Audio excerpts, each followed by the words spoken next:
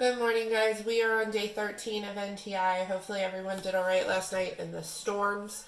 It doesn't look like it got too crazy out there, so hopefully everyone's safe and doesn't have any damage on their houses or anything. But we are continuing today with surface area. So just like yesterday with the cubes, surface area is just when you take a three-dimensional shape and you unfold it, and then you find the area of that net, essentially. But today we're going to start talking about what to do if it's not the net and it's just a three-dimensional shape. But all of them today are rectangular prisms. So if you remember, this right here, I showed you this box yesterday that we have. This is an example of a rectangular prism. So the net of a rectangular prism looks something like this. So when looking at this, it says find the surface area of the rectangular prism. And then you just have to write them, each individual faces area down here and the total here. So if I look closely, you can see the faces are labeled for you, and then it tells you the length and the width. So to find each one of these individual things, like face 1 here, you would just do 4 times 1 1/2. Face 2, 1 1/2 times 2. Face 3, 4 times 2. So you can use a calculator. Remember that ABC key on your calculator if you have the calculator that you use for school. The ABC button, if I wanted to put in 1 1/2, I would do 1 ABC key, 1 ABC key, 2, and then times 4.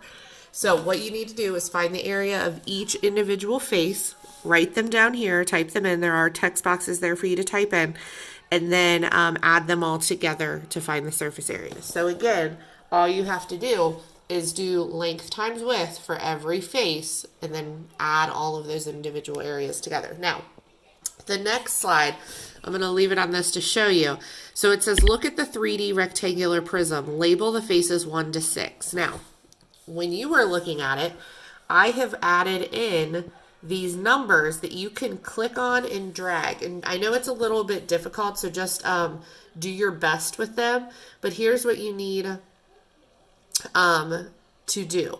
If you look back here at this one, the faces are labeled, and I'm fine if you copy it. There's really no right or wrong way to label these faces, but the important thing is for this next question, which faces match, meaning they have the same area, and then how many faces are in each matching set. So let me show you what that means.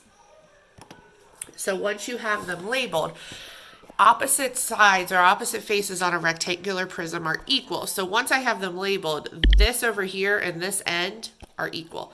The top and the bottom are equal. The front and the back are equal. So what that looks like, if we're looking at this here, like this, the top and the bottom of this shape are equal. This end and this end are equal. This end and this end are equal.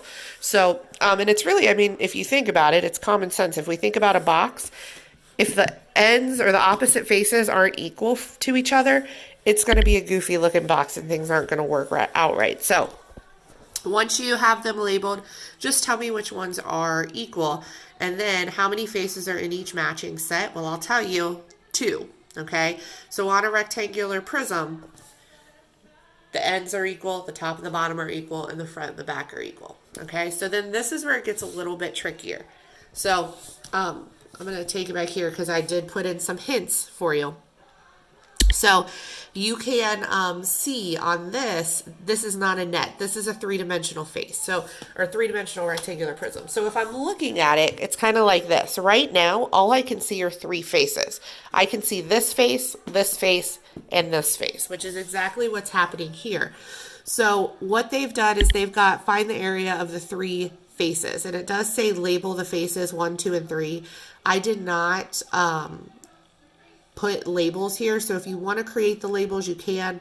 If not, I can just look at your areas down here to decide which face you labeled each. So like I said, labeling is not really the important part here. But so when looking at this, you are going to have to find the area of the front face. So let's say this is face 1.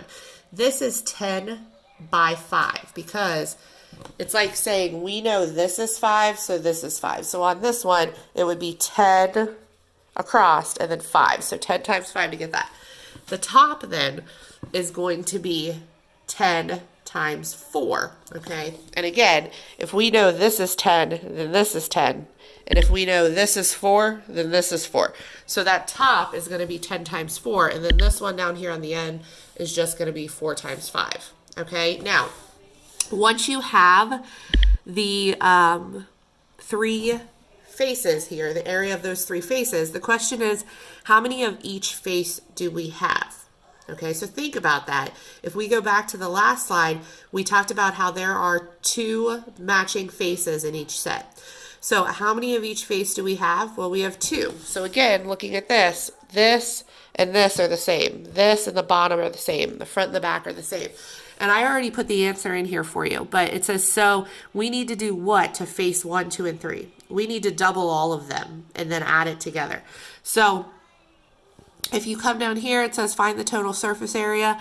And I don't know if I put in a text box, so you might have to create that one on the final. But if I take face 1, whatever it was, 10 times 5, I got that, which is 50. And then I have to double that, multiply it by 2 to account for the front and the back. The top and the bottom for face 2 and the 2 end sides for face 3. Once you've doubled all of them, then you add them all together, and you've accounted for the 3 faces that we can see, but also the 3 faces that we cannot see, and that will be the surface area. So I did put some Khan Academy videos or a Khan Academy video in there for you as well. Tomorrow we are going to continue with this, so do your best on this today, and then I will check in with you tomorrow. Have a good day.